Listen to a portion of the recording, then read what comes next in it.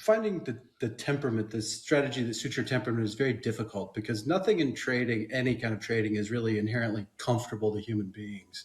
So it becomes sort of a cleanest dirty shirt problem. Like if you want to wear a shirt, you got to wear one. They're all dirty. Which one are you going to wear?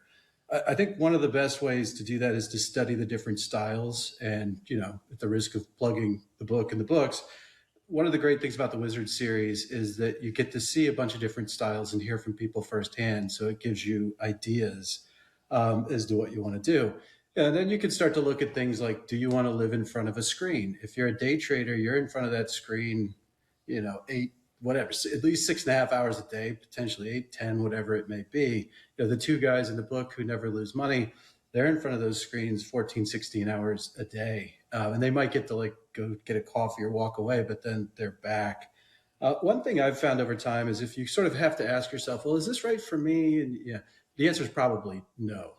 So I would keep that in mind too, and whittling down the universe of options. But there's actually this quote that I took a screenshot of. I don't know this guy, but I think it's relevant here. His name's Jay Yang. His Twitter is Jay Yang Inspires, and I know nothing about him, but this popped up on my feed the other day, and I thought it was a very cool quote, and I think it's relevant here.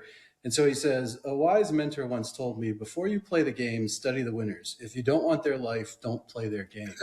And I think everybody says, well, yeah, I want to be rich. That's why I want to trade. But there's differences, right? I mean, you look at a guy like Lance or Kenny, and they're in front of that screen a lot. And there's definitely other guys like Christian Koulamagi, for example. He went away from day trading because he wanted to check in a couple times a day, not sit in front of the screen all day. So I think if you take that quote and that philosophy, study the lives of the people that you in theory want to try to be like as traders. Forget about the money. Just like if everybody got paid the same thing or you'd make the same amount of money, like which strategy sounds well suited to you, and try to do that. But all that said, we could all read a book about riding a bike all the live long day, and it's going to help us maybe a little when we get on the bike, but you got to ride the bike to figure it out. So you really only learn your own temperament by experience, essentially. So you have to kind of start doing things. I think you can narrow it down with what Jack said, what I said, but then maybe you get in there and you're like, oh, this is terrible. I want to be a day trader. So I think it's a big, as I said at the beginning, can of worms, and there's a lot that goes into that. It's unfortunately not just an easy answer.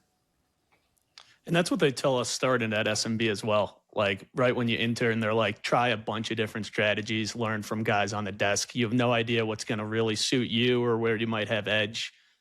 So it's good to experiment to start. I like that quote, though. That's a great quote. Do you want to play the game? Right? Yeah. Do you want to play the game? Do you want their life? Yeah, that's. I think it's an important question in all aspects of life, not just trading.